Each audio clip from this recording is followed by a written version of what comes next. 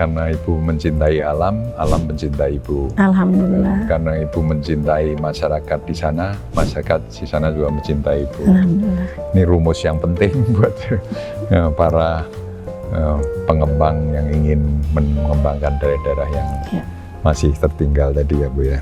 Green economy itu kan prinsipnya adalah bagaimana usaha bisa menggerakkan masyarakat tapi juga memperbaiki lingkungan. Kalau blue economy kan mencegah terjadinya kerusakan lingkungan. Kalau green kan sudah terjadi kerusakan itu, kita berkontribusi dengan usaha yang bisa mengurangi kerusakan lingkungan. Dan itu saya dari awal orang yang sangat ingin masyarakat itu bisa bangkit ekonominya tanpa merusak lingkungan.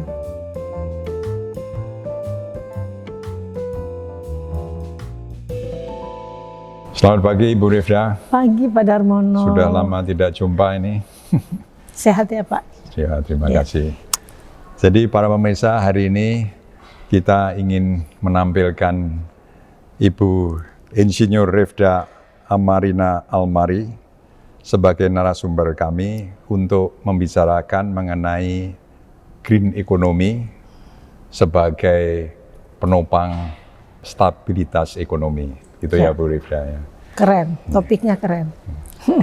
Jadi kita semua tahu bahwa pemerintah sangat mengharapkan kita ini menjadi pemimpin mungkin juga di dunia dalam mengembangkan green economy berhubung negara kita luas sekali dengan begitu banyak kekayaan alamnya.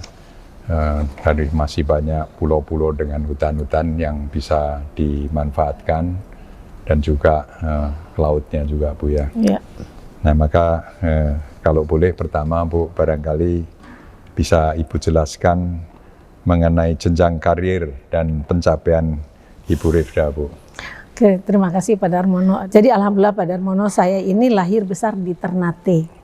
Dari anak seorang kepala PU yang sangat mengabdi buat Maluku Utara. Nah, waktu SMA, guru biologi saya usulkan untuk saya bisa masuk tanpa tes ke IPB. Alhamdulillah masuk ke IPB tahun 83, kemudian lulus IPB langsung masuk Indofood. Itu juga keberuntungan lagi buat saya. Jadi hidup saya ini banyak beruntungnya daripada enggak. Masuk Indofood saat itu memang perusahaan konsumer produk untuk food yang luar biasa besar, dan di situ saya punya kesempatan menunjukkan sisi entrepreneur saya. Walaupun profesinya profesional, tapi saya men-treat perusahaan seperti saya pemilik perusahaan. Nah itu rupanya menjadi perhatian atasan saya sehingga ada beberapa jenjang karir saya lewati di Indofood. Berakhir sebagai PR manager untuk Indofood Frito-Lay, joint venture antara Indofood dengan Frito-Lay Amerika. Setelah itu saya jadi PR dan advertising manager menggantikan Ibu Putri Kuswisnuwardani, putrinya Ibu Muryati Sudibyo untuk di Mustika Ratu. Nah di Mustika Ratu itu sisi entrepreneur saya itu benar-benar karena ini kan perusahaannya kecil dibanding Indofood pada saat itu. Jadi Ibu memberikan kepercayaan yang luar biasa kepada saya. Jadi saya bisa masukin advertising agency baru, bisa bikin event-event baru, bahkan mengusulkan produk kosmetik baru, rangkaian produk putri. Jadi itu betul-betul seakan-akan perusahaan itu punya saya. Oh saya lihat, oh ini pabriknya, ini kapasitasnya begini. Oh ini bisa bikin produk ini pasarnya ada begini. Dan itu kemudian bergulir, datangin Miss Universe, bikin Putri Indonesia yang pertama dan sebagainya. Alhamdulillah, tapi saya tetap niat sejak SMA bahwa saya akan menjadi pengusaha. Itu saya target 5 tahun kerja sebagai profesional untuk cari duit, untuk modal. Itu terjadi 5 tahun 3 bulan saya kemudian menjadi pengusaha. Jadi Ibu 5 tahun berlatih sebagai pemilik perusahaan Bu, betul ya? Sebenarnya saya sudah melatih diri. Ini yang luar biasa yang mungkin bisa dicontoh oleh para profesional Ya. kalau mau sukses harus merasa memiliki perusahaan itu, Bu ya. Iya, betul sekali. Dan memperlakukan, dan dialah pemiliknya. Gitu. Betul. Inilah Ya. satu contoh yang hebat, Bu ya. Dan sesudah itu Ibu mendirikan sendiri Perusahaan. apa, Bu? Namanya PT Aimer Bangun Persada. Ya. Jadi perusahaan itu juga karena keberuntungan saya. Jadi waktu saya jadi PR Manager Mustika Ratu, saya aktivis di organisasi Persatuan Insinyur Indonesia. Nah, one day saya jadi sekretaris untuk ulang tahun PI yang ketua panitianya Pak Ruswito. Waktu itu beliau Kepala Divisi Perencanaan PLN. Tahu-tahu terus habis itu beliau naik jadi direktur. Dan beliau tuh melihat karena saya orangnya sangat, kalau benar-benar kalau melakukan sesuatu very serious gitu, committed banget. Terus dia bilang gini, Rif, kamu tuh bagusnya jadi pengusaha. Terus dikasih buku saya, ngasih buku, kamu pelajari, kamu bisa jadi kontraktor di PLN. Itu bisnis pertama saya, sebagai kontraktor EPC di PLN. Jadi saya ngerjain Switcher Foundation-nya Grati Pasuruan, pembangkit listrik besar ya di Pasuruan, kemudian substation di Batam, kemudian terakhir ngerjain proyek Freeport. Bikin transmission line Timika Tembagapura 60 km. Alhamdulillah semuanya berjalan sukses sampai dengan tahun 97 itu saya hamil. Dan memang saya udah niat kalau saya dikasih kesempatan Allah untuk bisa punya anak, saya akan total. Jadi saya kemudian stop bisnis. Saya fokus, anak saya umur 4 tahun baru saya bisnis lagi. Nah, event organizer itu PT Putri Cahaya Karisma atau Performex. Awalnya tahun 2002 itu juga gara-gara Pak Purnomo Yusugiantoro yang tiba-tiba sama Pak Herman Darnel PLN, waktu itu direktur PLN, Rif kamu bisnis lagi dong, tiap ketemu saya, aduh kamu bisnis lagi. Saya bilang saya nggak bisa lagi, kalau bisnisnya kayak dulu kan mesti keluar negeri, mesti ke sini, mesti ke situ. Ya udah kamu organize event. Nah itu namanya ekowisata tahun 2002 di Gunung Merapi sama Ibu Mega, waktu itu Ibu Mega jadi presidennya. Alhamdulillah sukses, jadi bikin 10K, bikin ini, bikin itu, 4 event di 3 lokasi yang berbeda dalam 2 hari dan itu berjalan bagus semua. Jadi kemudian akhirnya naik tuh nama event organizer, padahal saat itu perusahaannya baru didirikan khusus untuk itu. Terus merembet udah ini, jadi saya terkenal sebagai Performex sebagai penyelenggara lomba lari 10 km di Indonesia, 13 kali kita gelar. Terus kemudian panggilan sebagai seorang pertanian itu muncul di umur 40 tahun. Jadi kalau kita yang muslim itu 40 tahun itu puncak suksesnya manusia.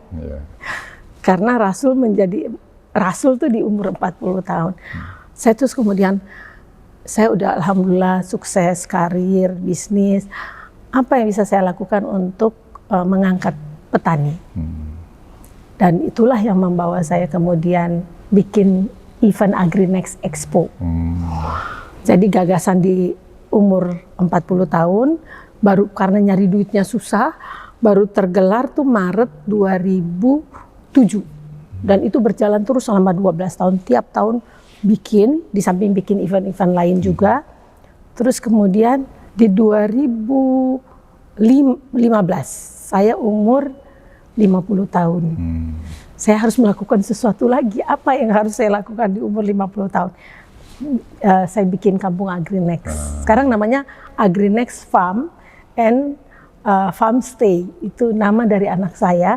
Kata dia bilang gini, Mama kalau kampung AgriNext, gak semua orang aware, tapi kalau Mama bilang AgriNext Farm, orang tahu itu farm. Kalau kemudian AgriNext Farm and Farm Stay, orang tahu itu di situ ada tempat nginep. Good idea. Jadi akhirnya sekarang saya itu yayasan atau PT, Bu? PT. PT. Ya, kepemilikannya saya dan anak saya. Ya. Bagus sekali. Ya, alhamdulillah. Wah, inilah contoh seorang ibu yang sukses, fully committed, mempunyai anak juga langsung berhenti dan juga semangat kemudian masuk kembali ke bisnis punya koneksi-koneksi yang hebat yang Alhamdulillah, one of them supporter saya dan mentor. Terima kasih. Jadi inilah Ibu Refda kemudian membangun Kampung Agrinet tadi Bu ya, yang tidak jauh dari Tanjung Lesung Bu ya. Betul. Jadi saya juga merasa luar biasa ini ada ibu yang berani tahu bahwa kita berjuang di Tanjung Lesung itu 30 tahun berdarah-darah.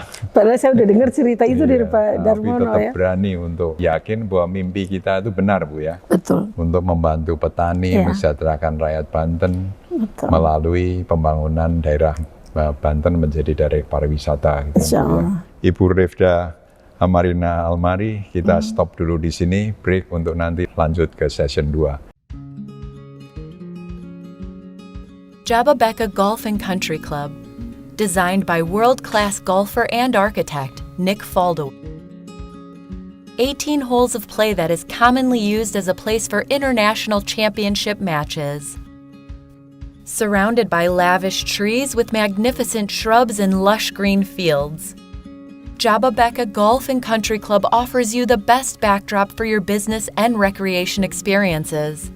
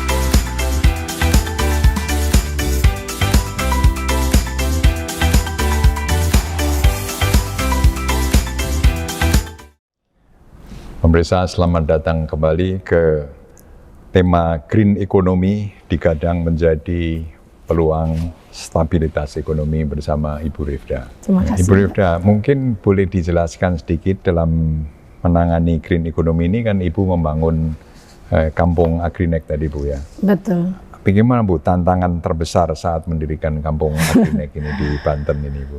Ya, pertama tantangan alam. Ya. Karena mengalihkan alih fungsi lahan dari kebun sawit yang masih produktif menjadi kebun buah. Nah, kalau teorinya tuh butuh 10 tahun baru bisa mengalihkan, karena kalau sawit itu biasanya masif menggunakan pupuk kimia, akarnya serabut, sementara saya butuh air, nah itu biasanya kalau di bawah sawit itu airnya kurang. Kemudian juga SDM Pak. Di sana itu mostly petani itu padi atau nanam pisang atau nanam tanaman hutan. Nah seperti itu. Jadi saya harus mendidik. Nah ini masalah air, masalah unsur hara tanah, masalah SDM dan masalah keamanan di awal ya. Tapi alhamdulillah Pak Darmono, karena jujur ya, semangat saya itu, I look up you. bagaimana Pak Darmono bisa sabar membangun Tanjung Lesung. Waktu saya mulai itu Pak Darmono kan udah 20 tahunan lebih itu. 25 tahun. Nah, pada saat saya mulai itu. Betul. Jadi saya, masa sih Pak Darmono yang ngeluarin duit segitu banyak dengan saya. Udah, jadi saya memang jadi nekat, Pak. Terus saya bisa kredit bank segala macam nih, Kampung Agri next nih urusannya. Dan alhamdulillah karena saya melihat kemiskinan ya Pak, yang luar biasa itu karena pengaruh alam juga. Kedalaman air kita tuh 80 sampai 120 meter. Harus artesis. Bapak tahu kan pompa artesis itu bukan barang murah. Betul. Jadi masyarakat di sana tuh akses air bersih tuh, aduh, minim banget pada saat itu. Nah, saya kemudian Pak door to door ke Basnas, ACT, ke Lasnas, ke teman-teman pengusaha, ke Pak Darmono juga untuk yuk bantuin meringankan saya. Tapi juga faktor saya ngelihat SDM itu juga karena faktor pendidikan Pak. Akses terhadap pendidikan berkualitas. Nah itu kemudian saya mengajak Prof. Nasaruddin Umar, karena di sana kan mereka sangat religius Pak. Jadi mungkin pesantren yang lebih bisa menerima. Betul. Jadi kita kemudian bangunan yang besar pertama itu yang kita bangun ya pesantren Pak. Kemudian saya dibantu oleh Pak Joharijen untuk bangun masjidnya, Pak Joharijen yang bangun. Alhamdulillah sekarang kebun jalan, pesantren jalan, masjid tiap hari banyak yang menggunakan karena santri aja kan udah rame gitu Pak. Belum lagi yang pengunjung, petani yang lewat. Jadi alhamdulillah. Dan saya mungkin ya itu balik lagi keberuntungan Pak. Di awal itu kan banyak orang heran kok berani, saya bilang tuh Tanjung Lesung, Pak Darmono berani, kenapa saya enggak? Itu satu. Kedua, aku yakin bahwa manusia itu kalau kita treat them well, mereka tuh akan treat you well tuh. Akan doing well tuh gitu. Jadi ini cuma masalah siapa yang mau memulai, siapa yang mau ngambil langkah pertama untuk mendekati. Betul. Nah, mereka akan mendekati balik dan alhamdulillah camatnya, kepala desanya, tokoh masyarakatnya, semuanya jadi anggota gengnya Rifda sekarang. Wow, alhamdulillah. Ya itu juga karena saya lihat Pak Darmono juga. Itulah karena Ibu mencintai alam, alam mencintai Ibu. Alhamdulillah. Karena Ibu mencintai masyarakat di sana, masyarakat di sana juga mencintai Ibu. Alhamdulillah. Ini rumus yang penting buat para pengembang yang ingin mengembangkan daerah-daerah yang masih tertinggal tadi ya Bu ya. Jadi menurut pandangan Ibu ya, apakah green economy dapat menjadi solusi atas permasalahan ekonomi masyarakat serta penunjang kualitas SDM daerah sekitarnya? Kampung Agri ini contohnya. Contohnya, Bu ya. Iya, karena kan green economy itu kan prinsipnya adalah bagaimana usaha bisa menggerakkan masyarakat, tapi juga memperbaiki lingkungan. Kalau blue economy kan mencegah terjadinya kerusakan lingkungan. Betul. Kalau green kan sudah terjadi kerusakan itu, kita berkontribusi dengan usaha yang bisa mengurangi kerusakan lingkungan. Dan itu dari awal udah memang saya dari awal orang yang sangat ingin masyarakat itu bisa bangkit ekonominya tanpa merusak lingkungan. Jadi bangunan kita Pak itu panggung 100% kayu. Kenapa kayu? Padahal jati itu mahal. Karena saya ngelihat banyak petani kecil punya jati, gak punya pasar. Karena sedikit-sedikit, siapa mau beli kayu sedikit-sedikit. Jadi saya invest truk, keliling door to door beli jati Pak. Jadi saya punya tim tukang pikul, tim potong, sampai saya bikin pabrik kayu Pak. Karena waktu itu di sana pabrik kayu itu hanya sawmill aja, cuma motong doang.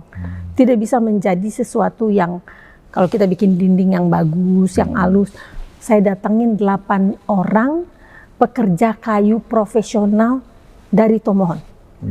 Orang Manado asli. Terbang ke Jakarta, ke sana. Bapak mau tahu, kontraknya cuma 1 tahun. Mereka yang minta untuk terus sampai 1,5 tahun. Bahkan ada 2 yang sampai 2 tahun. Tidak pulang sama sekali. Mereka transfer knowledge kepada warga lokal. Jadi tukang-tukang kayu lokal yang tadinya pengetahuannya sangat minim, sekarang mereka tahu cara bikin bangunan knockdown. Jadi knockdown itu begini Pak, hari ini di sini, 10 tahun lagi Bapak mau pindahin bangunannya, tinggal bongkar, pasang lagi. Ramah lingkungan, tidak merusak. Kemudian saya menggunakan drip irrigation. Jadi air nggak semprot gini loh Pak, nggak semprot tuh tanaman. Tapi masing-masing tanaman sebenarnya ini teknologi Israel Pak. Langsung kepada pohonnya. Drip system. Drip system. Kita sudah lebih dari 6.000 Pak. Tanaman kita yang sudah drip irrigation. Kemudian kita tidak membuang. Jadi kita tidak ada mobil buang sampah tanaman. Semua tanaman dibiarkan Pak. Jadi kita harus pangkas tanaman. Biarkan ke tanah. Nah itu, waktu awal tebang sawit Pak, saya nggak buang. Jadi nebang di mana, batangnya di situ. Sampai dia lapuk sendiri. Karena untuk apa? Memperbaiki keseluruhan lahan. Dan itu memang saya mulai land clearing itu di awal 2016. Saya baru nanam pas hari ini 5 tahun Pak. Jadi udah jadi 17 Oktober. 1,5 tahun. Baru nanam. Itu prosesnya memang luar biasa. Biayanya juga besar Pak. Tapi kan kita tahu kan Pak, bahwa namanya kalau orang menguasai lahan besar Pak, jangan berpikir hanya hasil dari apa yang ada di atas lahan itu. Tapi lagi duduk diam, lahan itu berkembang sendiri. Jadi Pak Darmono, Tanjung Lesung, Bapak diem, Bapak nggak rugi. Bapak bangun apapun, Bapak nggak rugi. Bapak harus ngelihat future. Nah, dalam bisnis memang kita green economy ini mengajarkan kita untuk melihat masa depan.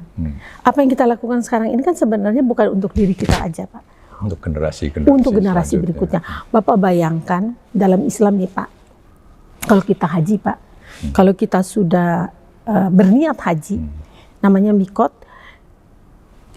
kita ketemu daun Pak, coel satu pun kita kena dam, 1 ekor kambing. Bayangkan betapa tanaman itu begitu bernilai di hadapan Allah gitu loh. Jadi kalau kita bisnis yang berkaitan dengan tanaman, itu juga ada garansi akhirat kita yang bagus. Ya, memelihara ciptaan Tuhan. Ya, karena apa? Tanaman itu Pak, dia mau berbuah nggak berbuah, dia mengikat CO2, melepaskan oksigen. Kalau dia akarnya tunjang kayak seperti yang saya nanam di kebun saya, dia nyimpan air Pak. Dia mencegah longsor. Karena dia seperti paku bumi. Dia turun ke bawah, ngikat. Jadi, it's a good business. Bukan cuma dengan manusia, dengan Allah. Untuk memelihara bumi. Dengan tetap persediaan air yang cukup. Betul, oksigen Pak. Yang berlimpah. Yes. Bapak mau tahu nggak sekarang? Berapa kedalaman sumur kita? Tinggal 50. Jadi dari 120? Dari 120, 80 menjadi 50 ke 80. Kenapa bisa begitu? Karena memang sebelumnya nggak punya akses ke dalam. Tapi Bapak mau tahu nggak waktu kita buka lahan? Land clearing, terus kita kan bikin kolam. Itu pakai beko turun begini Pak. Itu cuma 1,5 meter tanah. Selebihnya kayak sedimen warna abu-abu.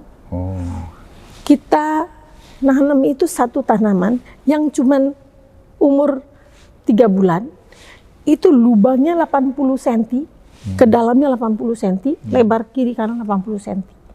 Masukin pupuk organik, kita produksi sendiri pupuk organik. Karena kalau beli terlalu mahal, kita bikin sendiri pupuk organik, diamkan itu bulanan Pak. Habis itu taruh lagi pupuk organik, baru nanam. Ini Ibu ini attention to detail dan penguasaan teknologinya luar biasa. Saya belajar Pak. Jadi gini, saya kebanyakan bergaul, jadi saya nanya-nanya sama orang yang pinter sama buka Google. Jadi saya jadi mbah Google sekarang. Jadi apa, menurut Ibu green economy ini dapat mendorong swasembada serta stabilitas harga pangan? Menurut saya bisa. Menurut saya itu bisa tuh begini Pak. Cuma balik ya Pak, jujur, pemerintah harus punya perhatian. Jadi saya ngelihat kan ada rekomendasi G20 yang sebelumnya, yang di Italia itu, bahwa semua anggota G20 akan berkomitmen menurunkan suhu.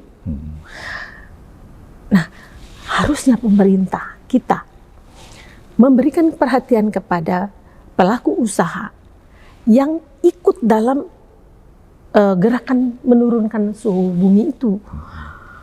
Program di AgriNext Farm ini jelas-jelas menurunkan suhu bumi. Bapak mau tahu sekarang, waktu awal ke sana Pak, panasnya nauzubillah min dzalik.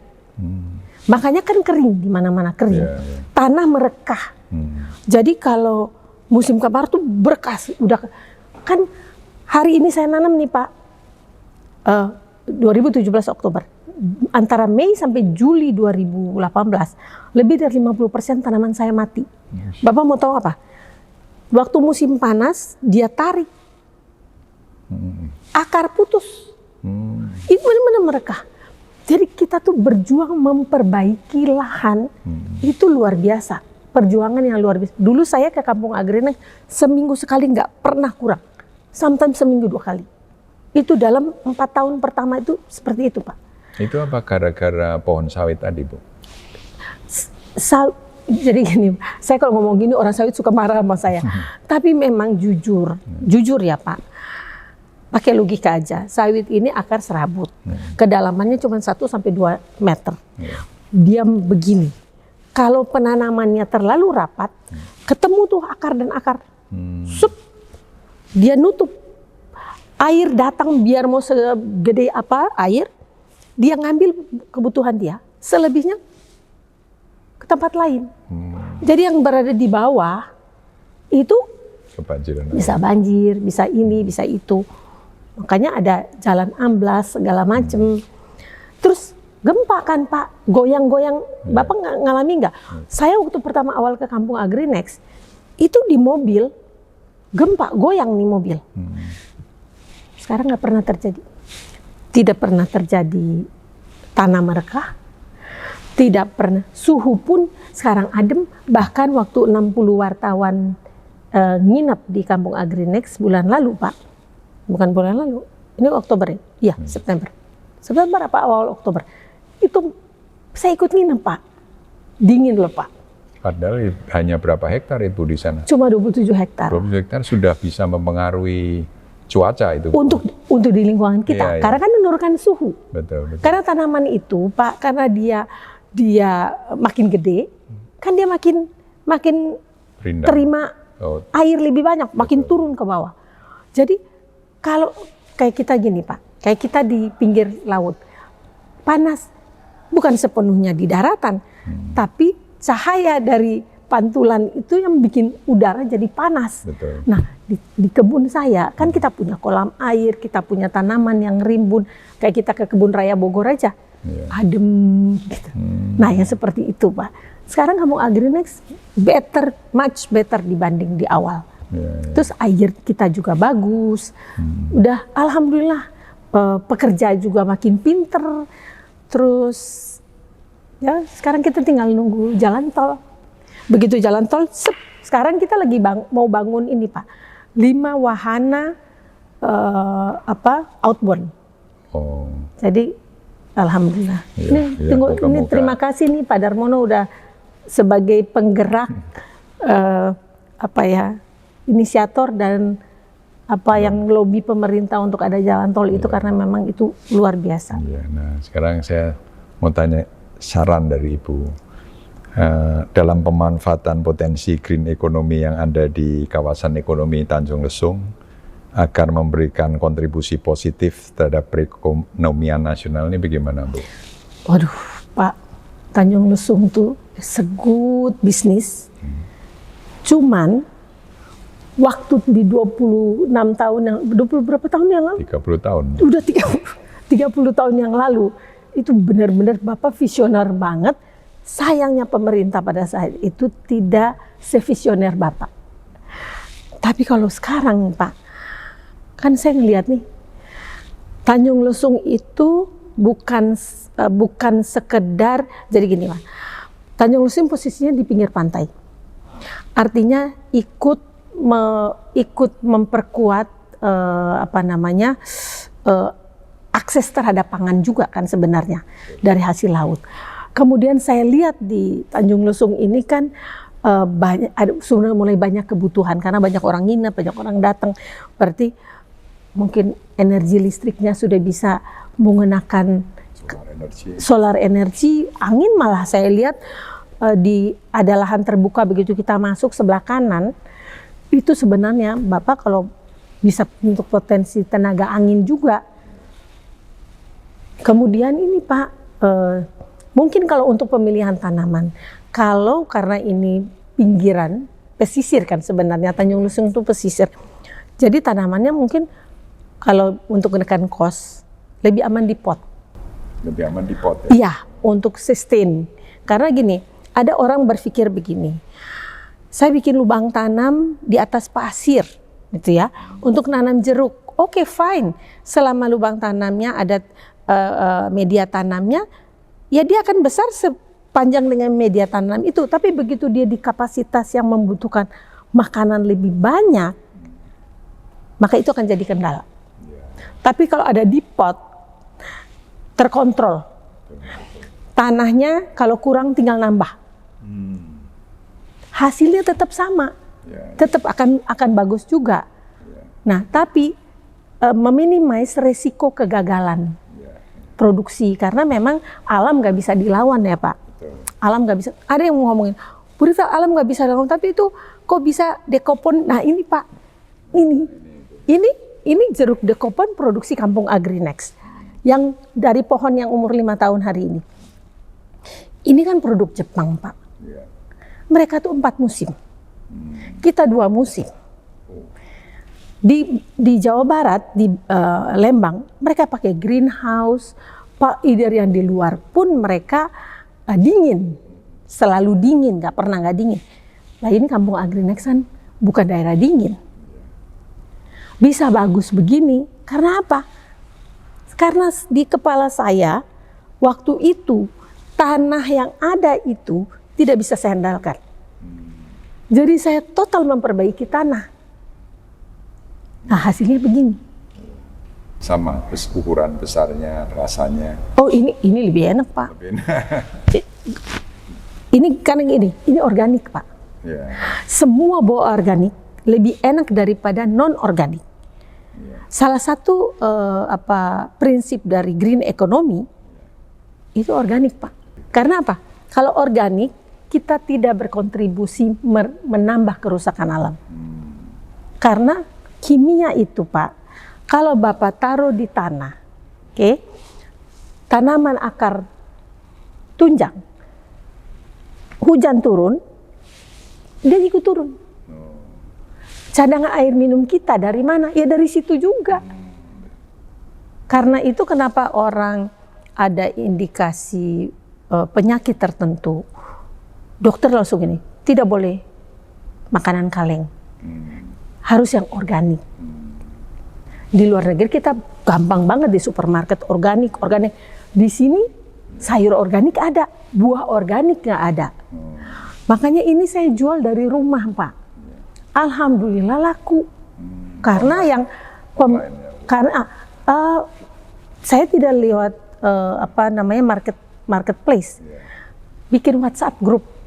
Saya invite orang-orang yang menurut saya punya concern terhadap kesehatan. bukan kesehatan jangka pendek, tapi jangka panjang. Kalau orang sudah sakit baru disuruh organik, kenapa? Berarti organik bagus buat kesehatan. Kenapa nggak kita cegah? Betul. Itu prinsip green economy, mencegah, mengurangi, bukan menambah. Ini. Terus ini Pak, ini alpukat alligator Meksiko Pak. Ini alpukat terbaik. Saya sudah pernah coba alpukat khas yang mahal, tapi rasanya ini lebih baik. Dan ini nggak ada serat-serat hitam gitu, nggak ada. Jadi Bapak nanti lihat, ini dipotong pun begini, bukan begini. Potong ini, itu makannya udah kayak makan puding, dia creamy di dalam. Nanti kalau tapi matang Pak ya, setelah empuk gitu. Pisang tanduk. Ini pisang tanduk, ini pisang lokal. Ini pisang lokal. Kita nggak semprot. Jadi tanaman kita nggak disemprot, karena kita menghindari kimia kan Pak.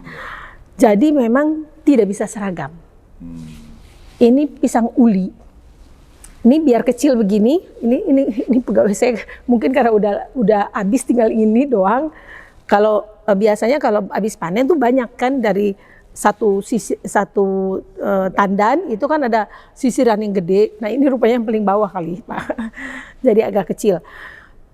Rasanya menurut saya lebih enak. Nanti Bapak coba. Dan tidak kuning karena tidak semprot.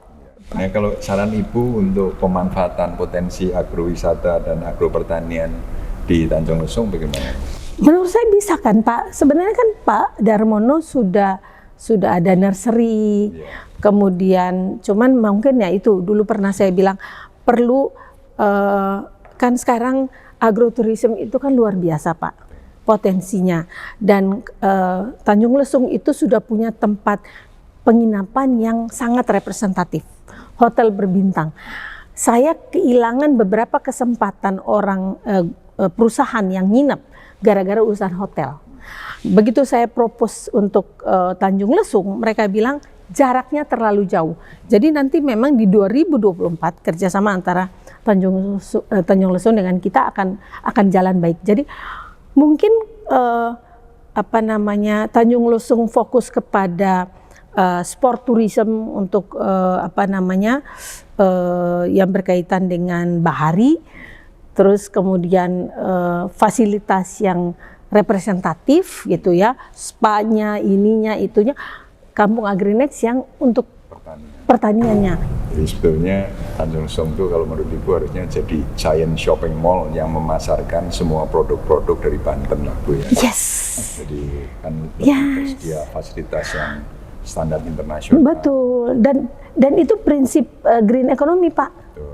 Jadi green economy itu bukan cuma si perusahaan dengan masyarakat sekitarnya, tapi antara besar dan kecil. Betul. Jadi memang dibutuhkan kerjasama yang erat di antara semua pihak, baik pengusaha, penguasa maupun rakyat di sana Bu ya. Betul. Dan juga tentunya para akademisi, Iya. Teman-teman dari IPB, dari UI, ITB dan lain-lain ini kan tentunya diharapkan juga Berkontribusi ya. kontribusinya dari Betul. segi ya intelektualitasnya, meneruskan ulasan-ulasannya, bahwa pemerintah yang memberikan regulasi dan membangun infrastruktur, dan para pengusaha ya menanamkan modal sambil membawa pelanggan-pelanggannya kan Bu ya. Betul, betul. Jadi terima kasih banyak Ibu.